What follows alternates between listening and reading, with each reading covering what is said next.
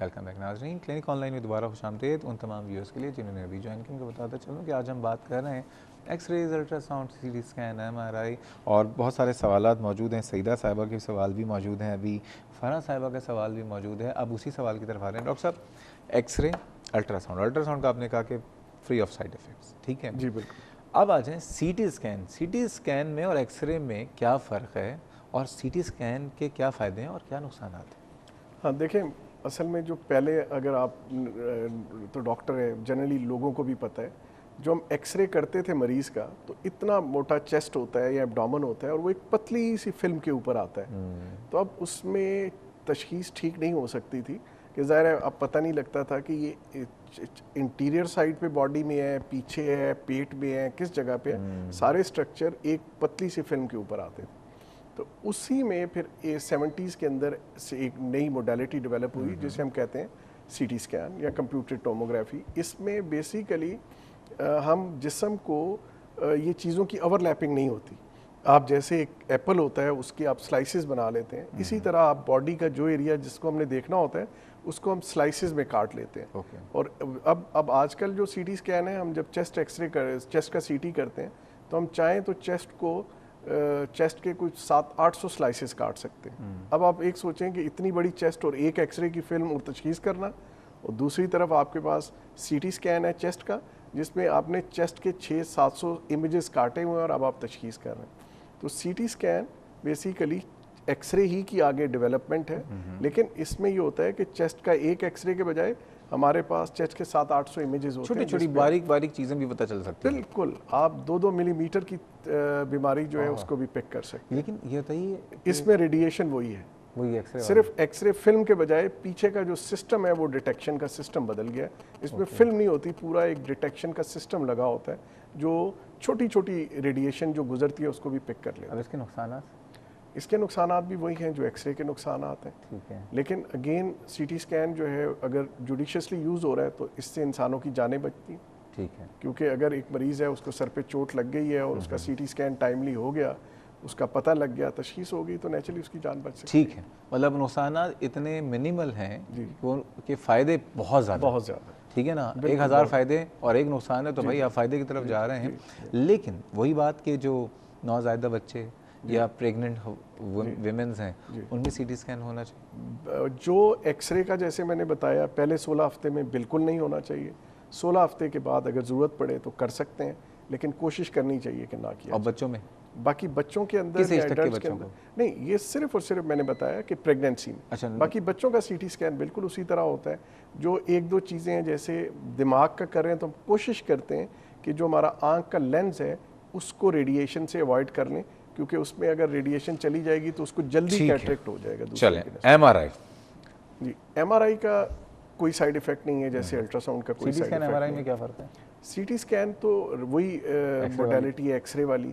M R کے اندر sound wave use ہوتی ہے اور ایک بہت بڑا میگنیٹ ہوتا ہے جس میں ہم مریض کو ڈال دیتے ہیں اور اس کے بعد اس میگنیٹ کے ساتھ ہم اس مریض کے امیجز کو ریکنسٹرکٹ کرتے ہیں. تو اس میں کوئی کسی قسم کا کوئی سائیڈ ایفیکٹ نہیں. اور اس کا سائیڈ ایفیکٹ کوئی بھی نہیں ہے؟ بالکل نہیں. اچھا، اب یہ بتائیے، آپ جو ایک کام کر رہے ہیں کہ وہ تمام ریز جو کہ انسان کے علاج کے لیے ہے، جو کہ آپ سائبر نائف کے حوالے سے آپ جو بات، یہ سائبر نائف کیا ہوتی ہے؟ اور مجھے پاس کیونکہ ٹائم کم ہے اور انشاءاللہ ایک بات میں ابھی بتا دیتا ہوں، ڈاکٹر صاحب سے ہم اگلے ہفتے بھی ہمارے ساتھ ڈاکٹر صاحب موجود ہوں گے.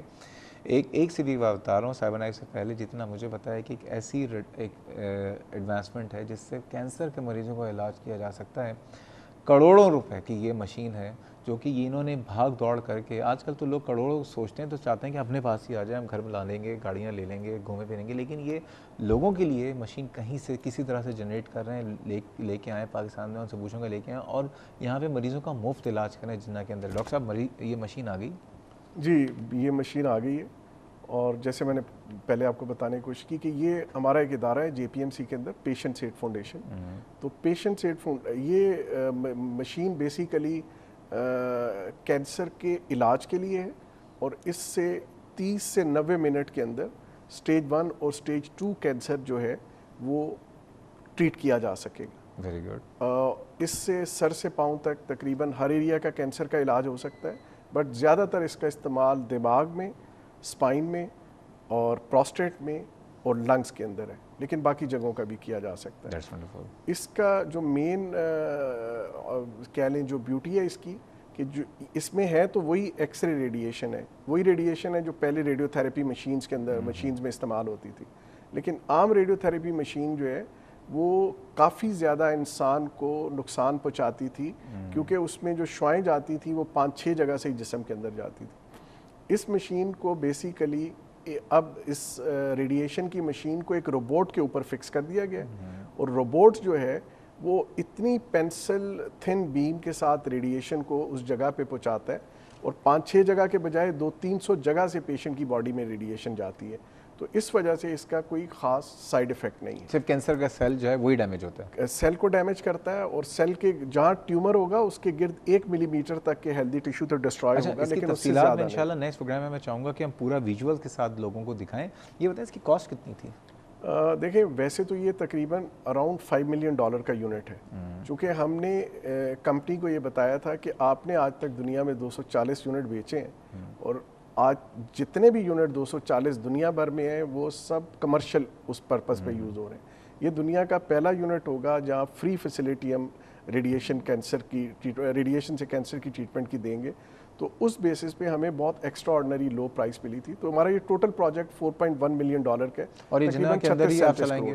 جی جناح ہاسپٹل کے اندر ہی. اور فری ہوگا لوگوں کے لیے؟ انشاءاللہ یہ فری ہوگا لوگوں. ڈاکٹر صاحب اسی بات پہ آج کا پروگرام کا وقت ختم ہوا ہے، لیکن انشاءاللہ تعالیٰ اگلے ہفتے ڈاکٹر صاحب کے ساتھ مزید باتیں کریں گے. یہ جو تھیراپیوٹک ریڈیشنز ہیں، ریڈیو تھیراپی ہے اور سائبر نائف جس کو کہتے ہیں، یہ کیا ہے، اس پہ ہم تفصیلاً ایک ایک چیز ڈاکٹر صاحب کے ساتھ مل کے اور پورے ویژول کے ساتھ آپ کو دکھائیں گے.